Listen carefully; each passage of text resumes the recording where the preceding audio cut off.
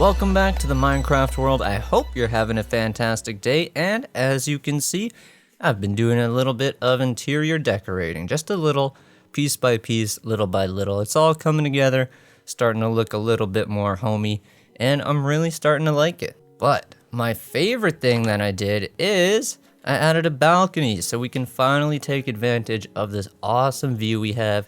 We can check out the coral, and I think I might turn that little sand patch into a fishing area. But that is not what today's episode is about. No siree. It is time to make the villager trading hall. As you can remember, we've got our breeder building right here, and in the little box to the side, we've got our librarian that sells us Fortune 3. But we've got to move them into the library building. That's right. I finally made my own little villager trading house. It's not complete. I want to redo the roof. I want to give it a little brick finish to match my house over there and to protect it from lightning because we're not getting the lightning rod into the caves and cliffs update. But if we go inside, you can see we've got room for 6 librarians.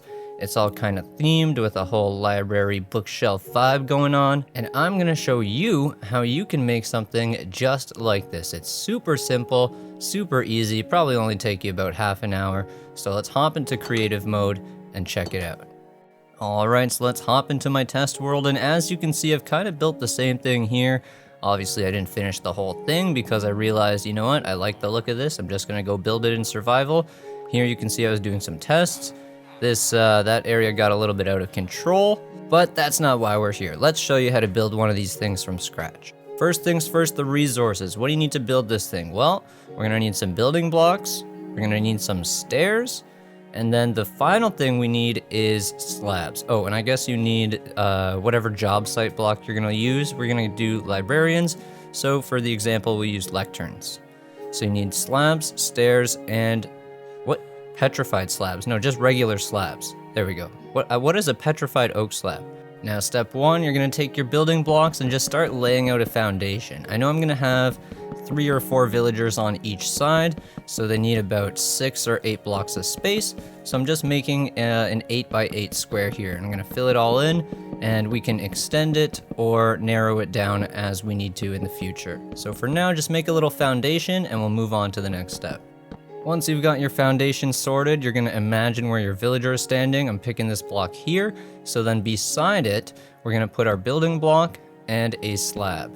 And the villager is going to be here. So we're going to put a building block and a slab. Going to have another villager here, building block and a slab. And just continue it all the way down.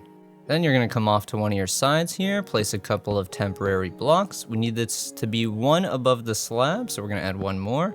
And then you place upside down stairs all the way, not regular stairs, upside down stairs, remove the temporary blocks, and this is where your villager is going to stand. So the upside down stairs are going to go right over the villagers. So we're going to continue these all the way across, like this.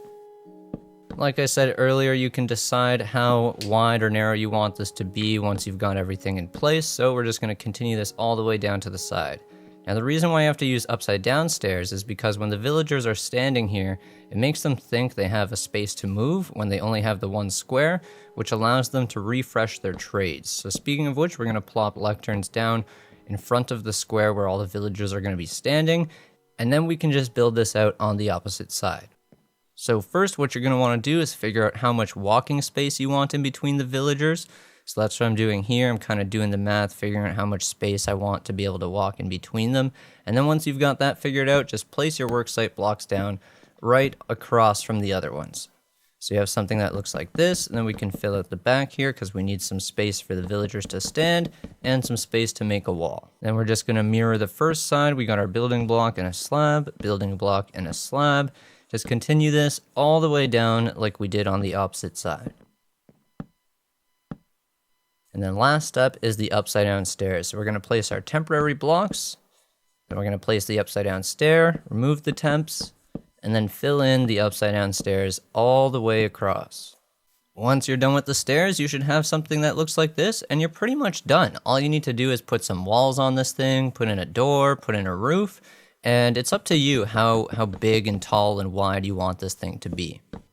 Now keep in mind, if you want to do the whole thing where you bring in a zombie to transform one of the villagers and then you cure the villager to get extra discounts, you might want to leave some more space behind each of the villagers so you can create a little box to bring in the zombie later on. But first things first, we still got to get our villagers in here, so I'm going to open up a spot in between each of these lecterns so that when they get close enough to the building, they can pathfind their way directly to one of these lecterns. And at this point, you should have a building that looks something like this. You don't even really need a roof. All you need to do is cover up this entrance here so the villagers can't walk in that way. And you can actually bring your villagers over and then put the roof on after. So we're going to hop back into our survival world, and I'm going to show you how to lure some villagers over.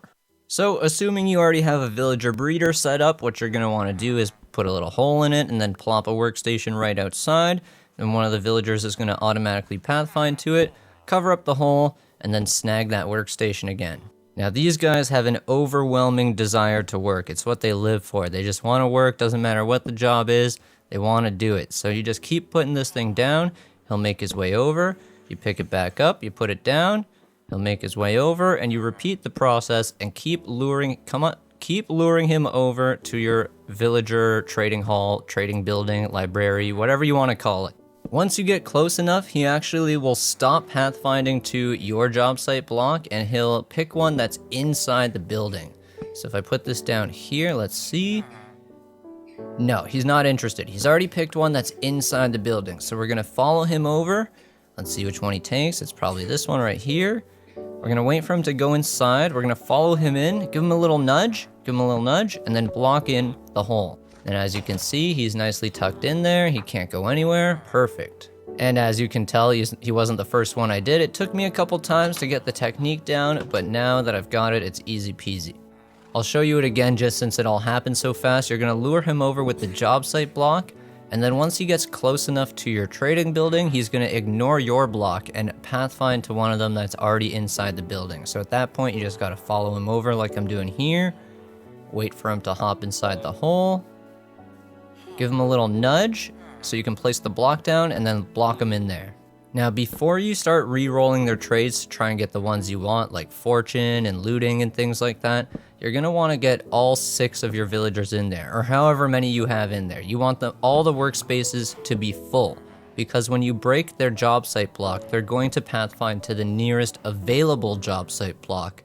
And if all of the job site blocks are already taken by other villagers, then you can just keep putting one down in front of them and they'll just keep choosing that one because it's the only one available. So this villager is already pathfinding to a lectern inside the building. We just gotta wait for him. There we go.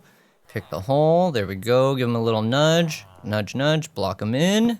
And we're good to go. Go inside. We can see we've got all 6 of them in their spaces. And now I'll show you how to safely re-roll their trades. Since these villagers only have that one block space where they're standing and they have nowhere else to move to, they get a little bit jumpy and antsy when you remove their job site block. So what we're going to do here is create a little wall so that they have nowhere to go. We're going to leave just one space for us to stand and then one space for the job site block. And we're going to jump on top of it, chop it down, and immediately put it back down. And you can see, there we go, we refreshed his trade. We're going to chop it, jump, put it back down. Now I found this was the easiest and fastest way to do it without them moving. Sometimes they will kind of walk forward, so what you can do is just nudge them back into their spot, then take a step back and put the lectern back down. But I found just standing on top of the block, cutting it, and then replacing it like this was the easiest and fastest way to do it. Once you see the trade that you want, you're gonna wanna make sure to trade with them at least once so you can lock it in. Because depending on how many villagers you have here and how many trades you're trying to lock in and how long it takes, they could just switch their trades without even you cutting down their job site block. Like if you take too long, they could just switch out their trades. That's what happened to me in the tundra village, the snow tundra area. So make sure to trade with them at least once so you can lock in the trades once you see the one that you want. Alright, we are back and I'm super excited. This is the finished product. We got the library. They got so many bookshelves in there. They got bookshelves peeking out the top. And let's go inside and take a look. So we got our 6 main librarians. I can obviously expand this out even further once I need more of these guys. Or, I can just take them out back and send them on a vacation. But we got Silk Touch, infinity, mending, looting 3, fortune 3, and of course fire protection 4. And then upstairs we got a little loft area. Here we got our storage, everything I need to make more books, because these guys like gems and books. And I was thinking, I wanted to make a bunch of other similar houses with the other villager professions, and then kind of theme the houses around the professions. But I started thinking, what do I really need out of these villagers? All I really need are awesome enchantments, and then I need the money in order to get the enchantments. So I thought, I don't need to make a house for a bunch of different villagers. All I really need is a library and a bank. So I made a bank, and inside the bank we have Fletchers.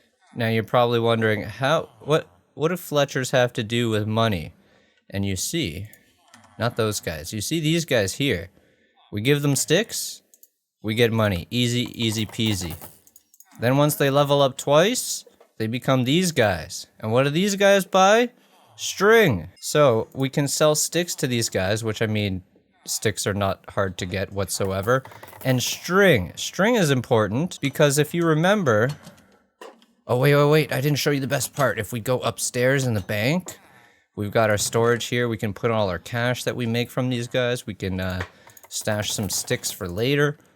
But if we turn, we have the wall of valuables.